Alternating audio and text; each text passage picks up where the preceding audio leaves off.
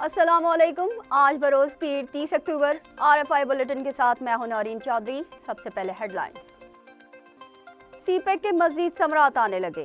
پاک چین تجارتی لین دین کے لیے RBM کلیئرنگ بینک کے قیام کا افتتاح۔ وزیر خزانہ کہتی ہیں کہ سرحد پار لین دین میں آسانی ہوگی۔ بینک کا قیام بیلٹ اینڈ روڈ تعاون کے فروغ کا مظہر ہے، چینی سفیر کا موقف۔ بھارت میں عیسائی کمیونٹی کے خلاف دہشت گردی۔ کیرالا کے چرچ میں ہونے والے دھماکے سے 10 افراد ہلاک، متعدد زخمی ہو گئے۔ بارودی مواد ٹفن میں رکھا گیا تھا۔ تانے بانے منی پور فسادات سے ملتے ہیں۔ خالصتان کے قیام کے لیے کینیڈا میں آباد سکھ کمیونٹی کا ریفرنڈم۔ کولمبیا میں ہونے والے ریفرنڈم میں 1 لاکھ سے زائد سکھوں نے ووٹ ڈالا۔ بھارت کے خلاف اور خالصتان کے حق میں شدید نعرے بازی۔ مقبوضہ کشمیر میں بھارتی فوج کی درندگی جاری ہے۔ ایک اور نوجوان شہید۔ 2 روز قبل ضلع کپواڑہ میں جعلی مقابلے میں 5 کشمیری نوجوانوں کو شہید کیا گیا تھا۔ پاکستان میں مقیم غیر قانونی تارکین وطن کو ملک سے نکلنے کے لیے دی گئی مہلت ختم ہونے میں 2 دن رہ گئے۔ 33,000 سے زائد افغانی جا چکے۔ ڈیڈ لائن ختم ہونے پر سخت کارروائی ہوگی، وفاقی وزیر داخلہ کا اعلان۔ بلوچستان کے ضلع آوران میں شرپسندوں سے جھڑپ میں 2 نوجوان شہید۔ ڈیرہ اسماعیل خان میں پولیس چوکی پر حملے سے ایک اہلکار جاں بحق، 2 دہشت گرد بھی مارے گئے۔ غزہ میں شدید بمباری نہ رک سکی، اقوام متحدہ بے بس۔ جنین شہر میں بھی کارروائی، 4 شہری جاں بحق، 7 زخمی۔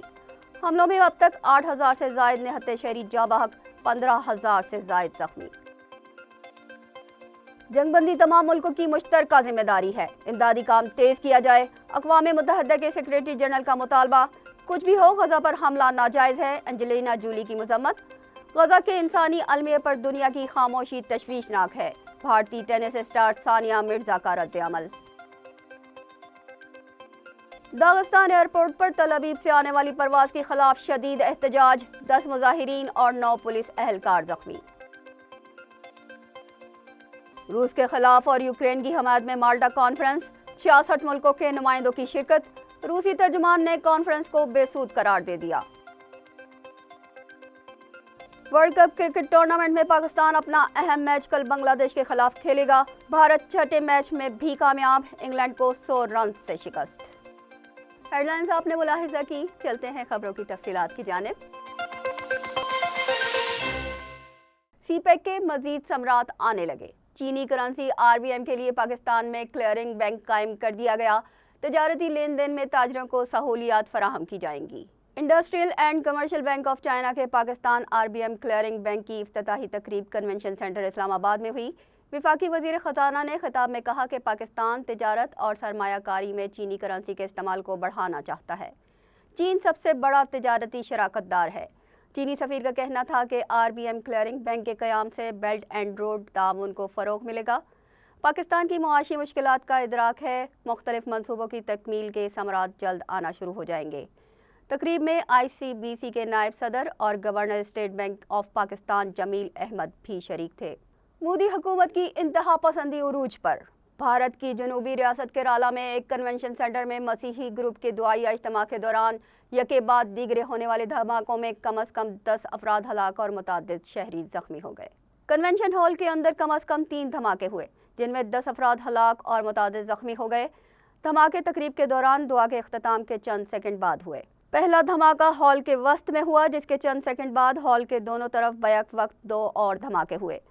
ابتدائی تحقیقات کے مطابق ایک بم کھانے کے ڈبے میں چھپایا گیا تھا۔ جنوبی ریاست کیرالا کے وزیر اعلیٰ نے صحافیوں کو بتایا کہ ایک خاتون ہلاک ہو گئی ہیں، جبکہ 2 افراد کی حالت نازک ہے، دیگر اسپتال میں زیر علاج ہیں۔ دھماکے کی وجہ کا تاحال تعین نہیں کیا جا سکا۔ کینیڈا کے شہر کولمبیا میں خالصتان کے قیام کے لیے ہونے والے ریفرنڈم میں ہزاروں سکھوں نے ووٹ کاسٹ کیا۔ ریفرنڈم کا انعقاد اسی گردوارے میں کیا گیا جہاں سکھ رہنما ہردیپ سنگھ نجر کو قتل کیا گیا تھا۔ کینیڈا کے شہر کولمبیا میں ہونے والے ریفرنڈم میں تقریباً 1,35,000 سکھوں نے ووٹ کاسٹ کیا۔ ووٹنگ میں حصہ لینے والے سکھوں نے خالصتان کے قیام کے حق میں نعرے لگائے اور ہردیپ سنگھ نجر کے قتل میں ملوث بھارتی سفارتکاروں کو سزا دینے کا مطالبہ کیا۔ ریفرنڈم کے لیے صبح ہی سے لوگ گردوارے پہنچ چکے تھے، جس میں بچے، خواتین، بزرگ اور نوجوانوں کی بڑی تعداد شامل تھی۔ ताहम सिख रहनुमा हरदीप सिंह नजर को रवां साल गुरुद्वारे की पार्किंग में कत्ल कर दिया गया था, जिसकी तहकीकात के बाद कनाडा के वजीर आज़म जस्टिन ट्रूडो ने कहा था कि इस कत्ल में भारत मुलव्वस है। मकबूजा कश्मीर में भारतीय फौज की दरिंदगी का सिलसिला जारी है। ज़िला कुपवाड़ा में एक और कश्मीरी नौजवान को शहीद कर दिया गया। भारतीय फौज की जानिब से कश्मीरियों की नस्ल कुशी का सिलसिला जारी है। ज़िला कुपवाड़ा के इलाके जमागंड में मुहासरे और तलाश के दौरान जाली मुकाबले में एक और कश्मीरी नौजवान को शहीद कर दिया गया। 2 रोज़ कबल इसी इलाके के 5 निहत्थे नौजवानों को जाली मुकाबले में शहीद करके सर्जिकल स्ट्राइक का नाम दे दिया गया था। गुज़िश्ता कई माह से भारतीय फ़ौज ने जाली मुकाबलों का सिलसिला शुरू कर रखा है, जिसमें सैकड़ों कश्मीरी नौजवानों को कत्ल किया जा चुका है। भारतीय सहाफ़ी और तज्ज़ियाकार अरुंधति राय का कहना है कि किसी को गिरफ्तार करने के बाद अदालत में पेश किया जाता है, लेकिन भारतीय फ़ौज मुद्दई भी खुद है और मुंसिफ भी खुद बनी हुई है। मावराए अदालत कत्ल नस्ल कुशी के ज़मरे में आता है। गैर कानूनी तारकीन वतन को दी गई डेडलाइन ख़त्म होने में 2 दिन बाकी हैं। आदाद व शुमार के मुताबिक पाकिस्तान में गैर कानूनी तौर पर मुकीम 33,000 से ज़ायद अफगान शहरी बाब दोस्ती के ज़रिए वापस अफगानिस्तान जा चुके हैं।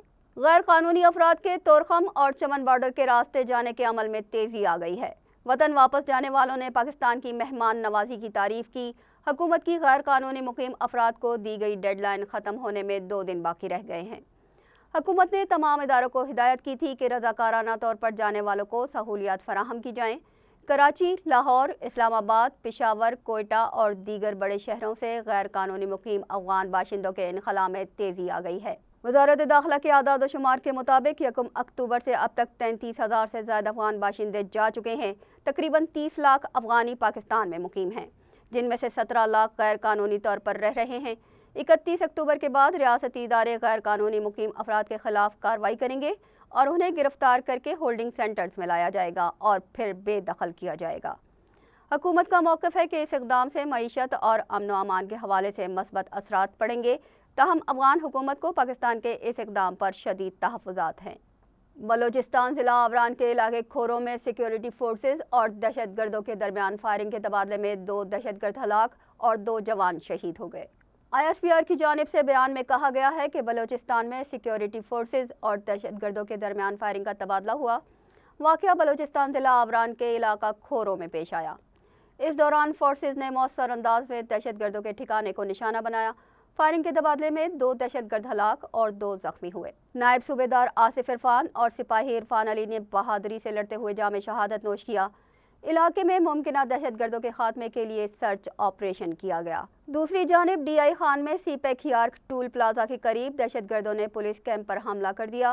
फायरिंग के तबादले में कांस्टेबल शेर आलम शहीद हो गए।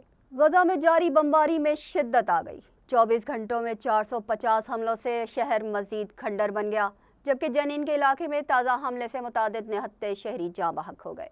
गजा में जारी बमबारी से अब तक 8,000 से ज़्यादा निहत्थे शहरी जाँ बहक हो चुके हैं, जबकि ज़ख्मियों की तादाद 16,000 से भी तजावुज़ कर गई है। गजा के बेशतर अस्पताल ईंधन, दवाओं की कमी और बमबारी के बायस गैर फ़ाल हो चुके हैं। इतनी बड़ी तबाही के बाद मिस्र के रिफा बॉर्डर से सिर्फ 33 इमदादी ट्रक्स आए। 21 अक्टूबर के बाद ये सबसे बड़ा इमदादी काफिला है। 7 अक्टूबर से कबल रिफा क्रॉसिंग से योमिया 500 ट्रक गजा में आए थे। गजा में अल कुद्स अस्पताल के नज़दीक एक हमले के खदशे के बायस अस्पताल को खाली करने के लिए कहा गया है। अस्पताल में 400 मरीज और तकरीबन 12,000 पनाह गुज़ीन मुकीम हैं। मगरबी किनारे के शहर जनीन में हमले से 4 शहरी शहीद और 7 ज़ख्मी हो गए। यहाँ वक्त हुआ है ब्रेक का। ब्रेक के बाद दोबारा हाजिर होते हैं।